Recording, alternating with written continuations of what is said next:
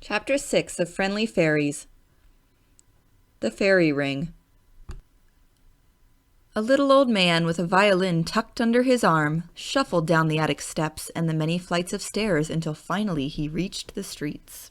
As he shuffled down the street, he clutched his coat tightly about his throat, for the air was chill and he felt cold. At the first street corner he stopped, and he placed his violin to his shoulder to play. But catching a glance from the policeman across the street, he hastily tucked his violin under his arm and shuffled on. He walked a great distance before he again stopped. It was a busy corner where hundreds of people passed every few minutes, but when he played, no one stopped to listen to his music, much less to drop anything in the tiny tin cup he had placed on the sidewalk before him. Tears came to the poor little old man's eyes. Everyone was too busy to stop to hear his music. So in the evening, when he slowly retraced his steps towards his attic home, his feet were very tired, and he shuffled more than he had in the morning. His back humped, and his head drooped more, and the tears nearly blinded him. He had to stop and rest at each flight of stairs, and he fell to his knees just as he reached the attic door. He sat there and rested a while.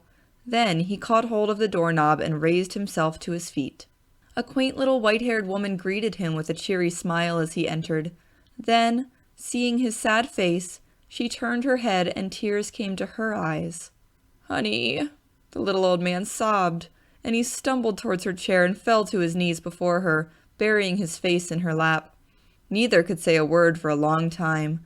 Then the little old man told her he had been unable to make a single penny by playing. "No one cares to hear an old man play the violin," he said. "No one cares that we go hungry and cold, and I can still play," he added fiercely, "just as well as I ever could. Listen to this." And the little old man stood up and he drew his bow across the violin strings in a sure, fiery manner, so that the lamp chimney rattled and sang with the vibrations of the strings. And in his fierceness he improvised a melody so wild and beautiful his sister sat entranced. As the little old man finished the melody, he stood still more upright. Then straightening his old shoulders and pulling his hat firmly on his head, he stooped and kissed the old lady and walked with a firm tread to the door. "I shall make them take notice tonight," he cried.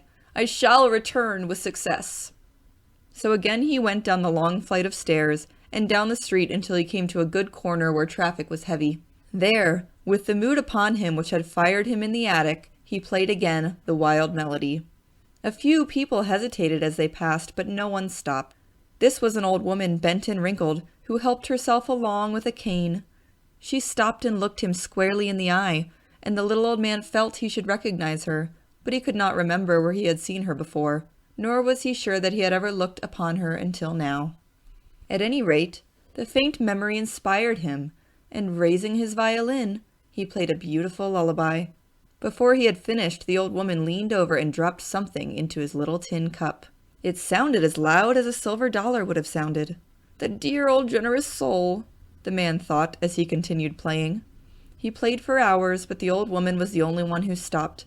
"I will at least have enough to get Cynthia some warm food," he said, thinking of what the old lady had dropped into his tin cup.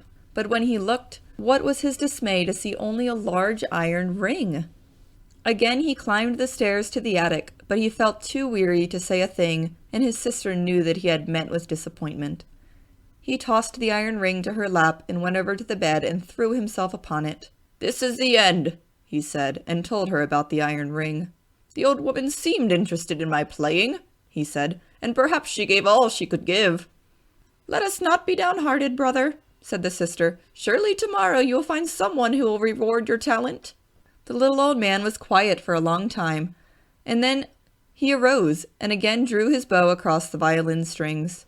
The old lady sat very still and dreamed, for her brother was playing one of their childhood songs.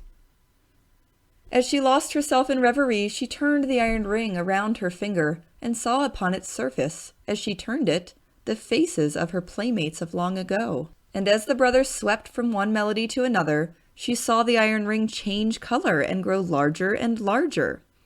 And, as she turned it, she saw the figures of her childhood playmates turn before her upon her lap, and they joined their voices with the silvery notes of the violin's long-ago songs until the attic was filled with the melody and the figures danced from her lap and, taking her by the hand, circled in the center of the room laughing and singing.